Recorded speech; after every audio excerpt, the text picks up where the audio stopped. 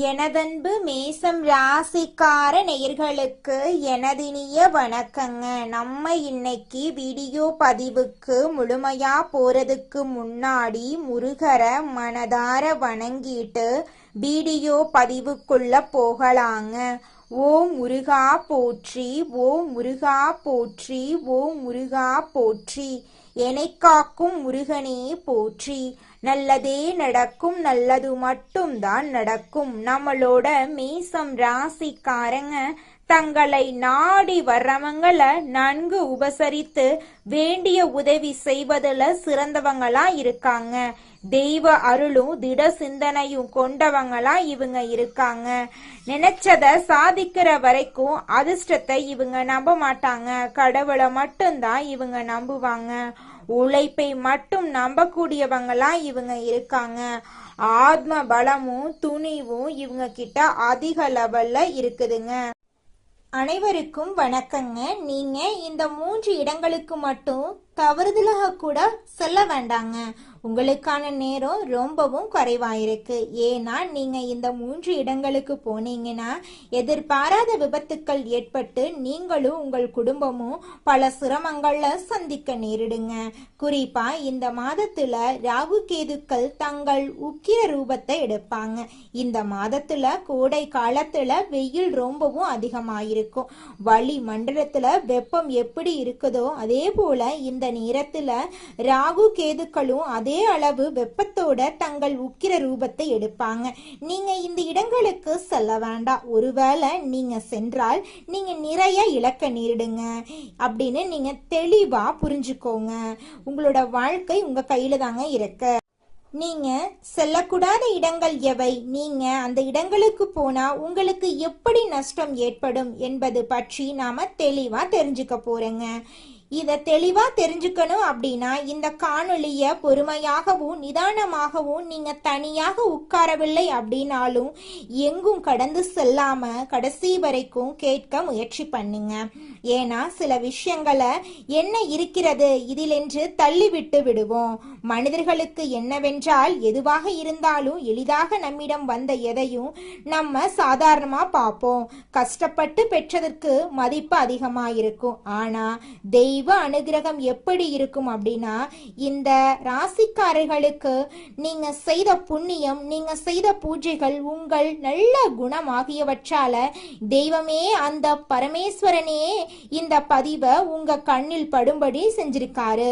கடவுள் நமக்கு சில சமயங்கள்ல நம்மை தட்டி எழுப்புவது போல சில விஷயங்களை தெரிவிப்பாரு. அவற்றை நாம் புரிந்து கொண்டா நாம் அதிர்ஷ்டசாலிகள்.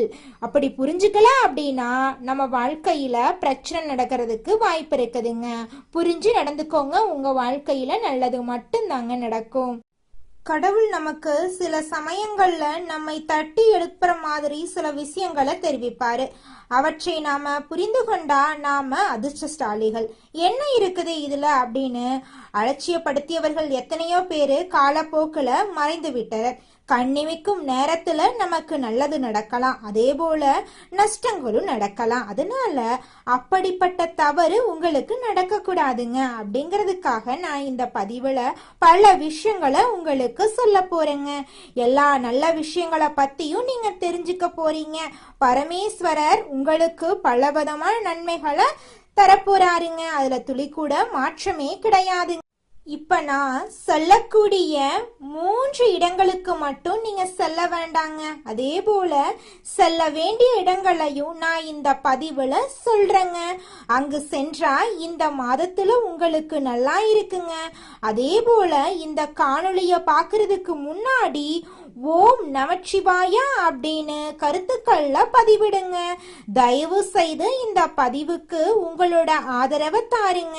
ஏன் அப்படின்னா நீங்க உங்க விருப்பத்தை தெரிவிப்பதன் மூலமா இது மேலும் சில உங்களுடைய நண்பர்களுக்கு சென்று அவர்களுக்கும் பயன்படுத்தி கொள்ளும் வாய்ப்பை ஏற்படுத்தி தருங்க. அதன் மூலமா அந்த பரமேஸ்வரன் உங்களுக்கு ஏதோ ஒரு ரூபத்துல நிச்சயமாக உதவி செய்வாருங்க.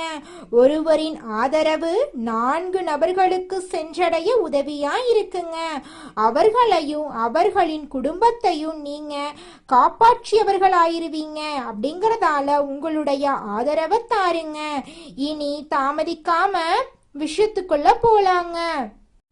அனைவருக்கும் வணக்கங்க. ரிஷபராசிக்காரர்களே, உயிரே போனாலும் இந்த மாதத்துல இந்த 3 இடங்களுக்கு மட்டும் தவறுதலாக கூட போக வேண்டாங்க.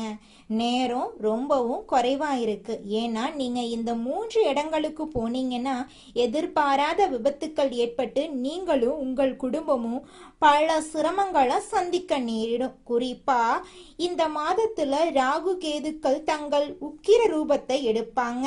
இந்த மாதத்துல கோடை வெயில் அதிகமா இருக்கு. வெயில் மிகவும் அதிகமா இருக்கிறதுனால வளிமண்டலத்துல வெப்பம் எப்படி இருக்குதோ அதே மாதிரி இந்த நேரத்துல ராகு கேதுக்களும் அதே அளவு வெப்பத்துடன் தங்கள் உக்கிர ரூபத்தை எடுப்பாங்க.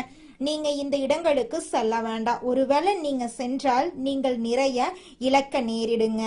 அதனால தெளிவா அமைதியா இருந்துக்கோங்க. செல்லக்கூடாத இடங்கள் எவை, நீங்க சென்றால் உங்களுக்கு எப்படி நஷ்டம் ஏற்படும் என்பது பற்றியும் நான் இந்த பதிவுல தெளிவா சொல்ல போறேங்க. அது தெரிய வேண்டும் அப்படின்னா நீங்க காணொளிய பொறுமையாகவும் நிதானமாகவும் நீங்க தனியா உட்காரவில்லை என்றாலும் எங்கும் கடந்து செல்லாம கடைசி வரைக்கும் கேட்க முயற்சி செய்யுங்க. ஏன்னா சில விஷயங்கள்ல என்ன இருக்கிறது இதில் என்று தள்ளிவிட்டு விடுவோம். மனிதர்களுக்கு என்னென்றால் எதுவாக இருந்தாலும் எளிதாக நம்மிடம் வந்த எதையும் அவங்க சாதாரணமாக பார்ப்பாங்க. கஷ்டப்பட்டு பெற்றதுக்கு மதிப்பு அதிகமாயிருக்கும். ஆனா தெய்வ அனுகிரகம் எப்படி இருக்கும் அப்படின்னா இந்த மேச ராசிக்காரங்க நீங்க செய்த புண்ணியம், நீங்க செய்த பூஜைகள், உங்கள் நல்ல குணமாகியவற்றால் தெய்வமே அந்த பரமேஸ்வரனை இந்த காணொளிய உங்கள் கண்ணில் படும்படி செய்திருக்கிறாரு. கடவுள் நமக்கு சில சமயங்கள்ல நம்மை தட்டி எழுப்புவது போல சில விஷயங்களை தெரிவிப்பார். அவற்றை நாம புரிந்து கொண்டா நாம் அதிர்ஷ்டசாலிகள். என்ன இருக்கிறது இதில் என்று அலட்சியப்படுத்தியவர்கள் எத்தனையோ பேர் காலப்போக்குல மறைந்து விட்டனர். கண் இமைக்கும் நேரத்துல நமக்கு நல்லது நடக்கலாம், அதே போல நஷ்டங்களும் நடக்கலாம். அதனால அப்படிப்பட்ட தவறு உங்களுக்கு நடக்க கூடாது அப்படிங்கறதுக்காக இது சொல்லப்படுதுங்க. உங்களுடைய வாழ்க்கையில இனி வரக்கூடிய காலங்கள்ல நல்லது தாங்க நடக்கும். இப்ப நான் சொல்லக்கூடிய இந்த 3 இடங்களுக்கு மட்டும் நீங்க செல்ல வேண்டாங்க. அதே போல செல்ல வேண்டிய இடங்களையும் நான் சொல்றேங்க. அங்கு சென்றா இந்த மாதத்துல உங்களுக்கு நன்றாக அமையுங்க. அதே போல இந்த காணொளிய பார்க்கறதுக்கு முன் ஓம் நமச்சிவாயா என்று கருத்துக்கள்ல பதிவிடுங்க. தயவு செய்து இந்த பதிவுக்கு உங்கள் ஆதரவை தாருங்க. ஏன்னா நீங்க உங்கள் விருப்பத்தை தெரிவிப்பதன் மூலமா இது மேலும் சில மேசராசி நண்பர்களுக்கு சென்று அவர்களுக்கும் பயன்படுத்தி கொள்ளும் வாய்ப்பை ஏற்படுத்தி தருங்க. அதன் மூலமா அந்த பரமேஸ்வரன் உங்களுக்கு ஏதோ ஒரு ரூபத்துல நிச்சயமா உதவி செய்வாருங்க. ஒருவரின் ஆதரவு 4 நண்பர்களுக்கு சென்றடைய உதவியாயிருக்கும். அவர்களையும் அவர்களின் குடும்பத்தையும் நீங்க காப்பாற்றியவர்கள் ஆவீங்க. அப்படிங்கறதால உங்களுடைய ஆதரவை தாருங்க. மேச ராசி என்பது ராசி சக்கரத்துல முதல் ராசிங்க.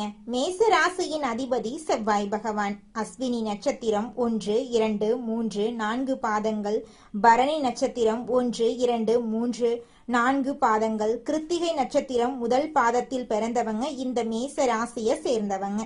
இந்த மேச ராசிக்காரங்களை நாம பார்த்தா அவங்க தனிப்பட்ட முறையிலே மிகவும் நல்ல மனம் கொண்டவங்க, மிகவும் புத்திசாலிகள், நிதானமானவங்க, மெதுவானவங்க, திடீரென்று வாய் திறந்து பேச மாட்டாங்க, யாரையும் ஒரு வார்த்தை கூட சொல்ல மாட்டாங்க, யாரையும் காயப்படுத்த மாட்டாங்க. மனிதர்களிடம், அதாவது இப்போதெல்லாம் மக்கள் எப்படி இருக்கிறார்கள் அப்படின்னா மனிதர்கள் முன்னால் ஒரு விதமாகவும் பின்னால் ஒரு விதமாகவும் இப்படி ஒரு மனிதனுக்குள்ள பல முகங்களை நம்ம பார்க்கிறோம். ஆனா மேச ராசிக்காரங்க அப்படி கிடையாது. இவங்க எப்போதுமே வெளியிலையும் சரி உள்ளேயும் சரி இவங்க ஒரே மாதிரியான மனநிலையை கொண்டவங்களா இருக்காங்க. அனைவரின் நலனையும் இவங்க விரும்புவாங்க. மக்களை பற்றி கொடூரமாக சிந்தித்து யாரை எப்படி தொந்தரவு செய்வது என்பது போன்ற எண்ணங்களை இவங்க தவறுதலாக கூட நினைக்கவே மாட்டாங்க. கடவுளை நம்பும் அத்தகைய நபர்கள் பெரியவர்கள் அனைவரையும் மதிப்பாங்க. இவங்க குடும்பத்தை ரொம்ப நேசிக்க ரொம்பவும் பாசமா இவங்க வழிநடத்தி செல்வாங்க. குழந்தைகள் மீது ரொம்பவும் பாசம் வச்சவங்களா நம்மளோட மேச ராசிக்காரங்க இருக்காங்க. குடும்பத்துக்காக இரவும் பகலும் உழைச்சு சுயநலம் இல்லாம செயல்படும் நபர்கள் மேச ராசிக்காரங்க. இவர்களை வாழ்க்கை துணையாக பெறவங்க உண்மையிலேயே ஒரு சிறந்த பூர்வ ஜென்ம புண்ணியம் செய்தவர்கள் அப்படின்னு கூட இவங்களை சொல்லலாம். இவர்களை அதிர்ஷ்டசாலிகள் என்று நாம சொல்லலாம். இப்படி இவர்களை பற்றி நாம சொல்லிக்கொண்டே போனா எவ்வளவு சொன்னாலும் குறைவுதாங்க. ஆனா இவர்களிடம் தவறுகளே இல்லையா என்றால் ஒரு நல்ல விஷயத்தை சொல்லும் பொழுது தவறுகளையும் சொல்லணுங்க. அப்போதுதான் நம்ம சொல்றது இவங்களுக்கு இன்னும் நல்லா புரியும். அந்த தவறுகளை சரி செய்து கொண்டு இவங்க வாழ்க்கையில இன்னும் பெரிய நிலைய அடைய வாய்ப்பு இருக்கும். அந்த தவறு என்னன்னா, இந்த மேசராசிக்காரங்களுக்கு கொஞ்சம் அவசர கோபம், முன்கோபம் இவை அனைத்தும் கொஞ்சம் அதிகமா இருக்கும். அதாவது இவங்க எப்போதும் நிதானமாகவும் அமைதியாகவும் இருக்கிறக்கே நினைப்பாங்க. எதுவாக இருந்தாலும் நம் மனதுக்கு எவ்வளவு எடுத்துக்கொள்ள வேண்டுமோ அவ்வளவு மட்டுமே எடுத்துக்கொள்ளணுங்க. எதையும் அதிகமா யோசிக்க கூடாது, அளவுக்கு அதிகமா பொருள்படுத்தக்கூடாது அப்படின்னு நினைத்து கொள்ளுங்க. ஆனா அங்கேயே மீண்டும் தவறு செய்வீங்க.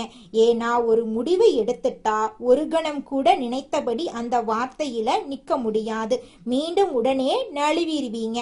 ஒரு முறை கோபமும் உங்களோட வாழ்க்கையில அவசரமும் தான் பிரச்சனையா இருக்கு. கோபத்தையும் உங்களுடைய அவசரத்தையும் குறைச்சுக்கிட்டீங்கன்னா நீங்க வாழ்க்கையில கூடிய விரைவில் வெற்றியாளரா உங்களால முடியுங்க. மேசம் ராசிக்காரர்களே, நீங்க மனதளவுல எவ்வளவு பாதிக்கப்பட்டிருக்கீங்க, எவ்வளவு கஷ்டப்பட்டிருக்கீங்க அப்படிங்கிறது உங்க மனசுக்கு மட்டும்தாங்க தெரியும். நீங்க நம்பி இருக்கும் கடவுளுக்கு மட்டும்தாங்க தெரியும். அதனால அப்படிப்பட்டவை நடக்கக்கூடாது. நீங்க இப்போதில் இருந்தாவது சந்தோஷமாக இருக்க வேண்டும் என்ற நோக்கத்தோட இது சொல்லப்படுதுங்க. இந்த பயணங்களை பொறுத்தவரை உங்களுக்கு என்னவென்றால் வரவிருக்கும் நாட்கள்ல பயணங்களில் எண்ணிக்கை மிக அதிகமாயிருக்கும். அது குழந்தைகளுக்காக இருக்கலாம், உங்களுக்கு உறவினர்களின் திருமணங்கள் இருக்கலாம், சுபகாரியங்கள் இருக்கலாம், இல்லையெனில் தூரத்து உறவினர்கள் தொடர்பான ஏதேனும் முக்கியமான வேலைகளுக்காக செல்வதாக இருக்கலாம். இப்படி இந்த மாதத்துல உங்களுக்கு அதிகமான பயணம் செய்யும் வாய்ப்புகள் மிக அதிகமா இருக்கு. வெயில் அதிகமா இருந்தாலும் நீங்க வெளியே எங்கு சென்றாலும் கூட நீங்க செய்ய வேண்டிய பயணங்கள் இந்த மாதத்துல உங்களுக்கு உறுதியா இருக்குங்க. அதுல துளி கூட மாற்றமே கிடையாதுங்க. மேசம் ராசிக்காரர்களே, நீங்க செய்ய வேண்டியது என்னன்னா, உங்களுக்கு எவ்வளவு அவசரம் இருந்தாலும் இந்த 3 இடங்களுக்கு மட்டும் போகக்கூடாது. நண்பர்களோட வீட்டுக்கு, உறவினர்களோட வீட்டுக்கு, தூரத்து உறவினர்களோட வீட்டுக்கு, நெருங்கிய உறவினர்களோட வீட்டுக்கு நீங்க எந்த காரணத்துக்காகவும் செல்லக்கூடாதுங்க. அப்படி போனீங்க அப்படின்னா நீங்க தரித்திரத்தை விலக்கி வாங்கிட்டு வந்துருவீங்க. செவ்வாய் கிரகத்தின் கோபத்துக்கு ஆளாயிருவீங்க. நீங்க அந்த இடத்துக்கு போனீங்கன்னா உங்க ஜாதகப்படி ராகு கேதுக்களும் தங்கள் உக்கிர ரூபத்தை இன்னும் அதிகமா காட்டுவாங்க. மேலும் இவற்றுடன் உங்களுக்கு பித்ரு தோஷங்கள், பித்ரு சாபங்கள் அதிகமாகும். எல்லாவற்றையும் விட முக்கியமாக நீங்க அந்த இடங்களுக்கு போனீங்கன்னா உங்க குலதெய்வம் யார் இருக்கிறார்களோ அந்த குலதெய்வத்தின் கோபத்துக்கு நீங்க ஆளாயிருவீங்க. பித்ரு தேவதைகள் ஆகட்டும் அல்லது நீங்க நம்பும் தெய்வங்கள் ஆகட்டும், நீங்க செய்யும் பூஜைகள் தெய்வங்கள் யாரும் உங்களை காப்பாற்ற முடியாது.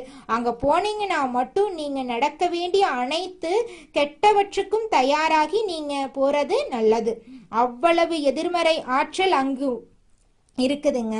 நீங்க கஷ்டப்படுபவர்களையும் தரித்திரர்களையும் துன்பங்களையும் நீங்களே தேடிக்கொண்டது போல ஆயிருங்க. இதுவரை பட்டது போதாது அப்படின்னு இன்னும் அதிகமா கஷ்டப்பட விரும்பினா நீங்க அந்த இடங்களுக்கு செல்லுங்க.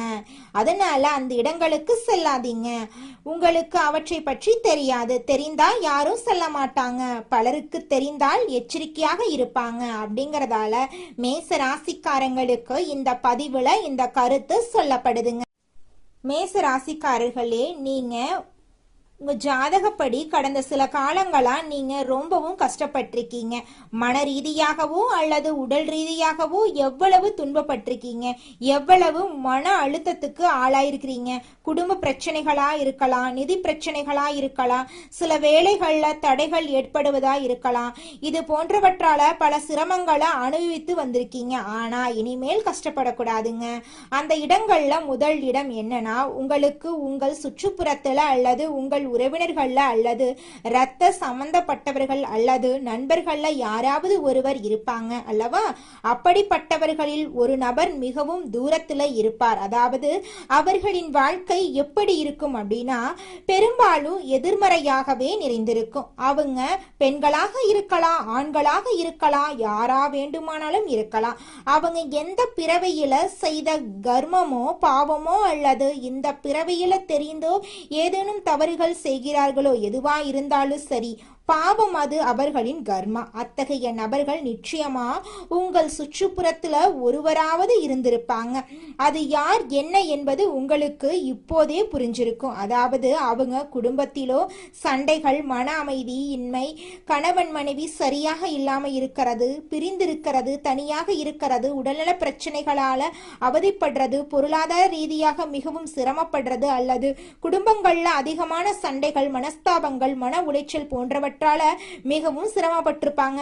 அப்படிப்பட்டவர்களிடம் நீங்க சிறிது நேரம் அவர்களிடம் பேசலாம் என்று சொல்லி அவர்கள் அருகில் சென்று அமர்ந்து பேசினா உங்கள் மனசும் பாதிக்கப்படும்.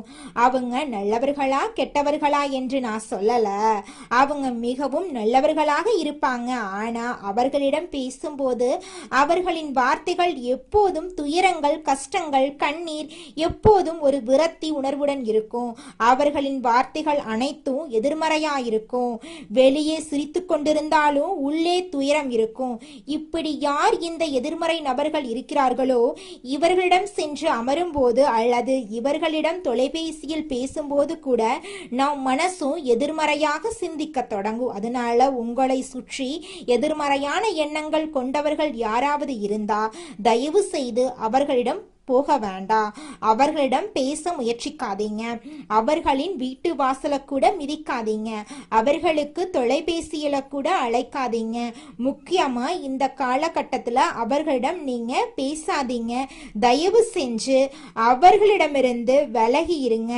அப்படிப்பட்டவர்களிடம் பேசினா நீங்களும் அப்படியே மாறி நீங்களும் எதிர்மறையாக சிந்திக்கும் வாய்ப்பு மிக அதிகமா இருக்கும். இதுவே நீங்க சொல்லக்கூடாத முதல் வார்த்தையா இருக்குதுங்க. இரண்டாவது இடத்தை பொறுத்தவரை இதையும் நீங்க கவனமான நிலையில் வைத்துக் கொள்ளுங்க. இந்த காலகட்டத்துல நீங்க நண்பர்கள் அழைத்தார்கள் என்று நீங்க நண்பர்கள் வீட்டுக்கு போகக்கூடாதுங்க. கவனமா இருந்துக்கோங்க. உங்க வாழ்க்கையில மேலும் நல்லதெல்லாம் நடக்க நீங்க செய்யக்கூடிய பரிகாரம் என்னன்னு பார்த்தீங்கன்னா, உங்க வீட்டுக்கு பக்கத்துல இருக்கக்கூடிய கண்ணு தெரியாத குழந்தைங்களுக்கு உங்களால முடிஞ்ச உதவிகளை செஞ்சுக்கிட்டு வாங்க. உதவி செய்யணும் அப்படிங்கிறதுக்காக நீங்க லட்சக்கணக்கில் செலவு பண்ணணும் அப்படிங்கிற அவசியம் கிடையாது. உங்களால முடிஞ்ச அளவுக்கு ஒரு பேனா வாங்கித்தாங்க, ஒரு பென்சில் வாங்கித்தாங்க. இந்த உதவியை செய்யறதன் மூலமா உங்க வாழ்க்கையில நீங்க செஞ்ச பாவங்கள் எல்லாம் குறைய போகுது. உங்களுடைய வாழ்க்கையே சொர்க்க வாழ்க்கையா மாறிடுங்க. நல்லதே நடக்கும், நல்லது மட்டும்தான் நடக்கும். நன்றி, வணக்கம்.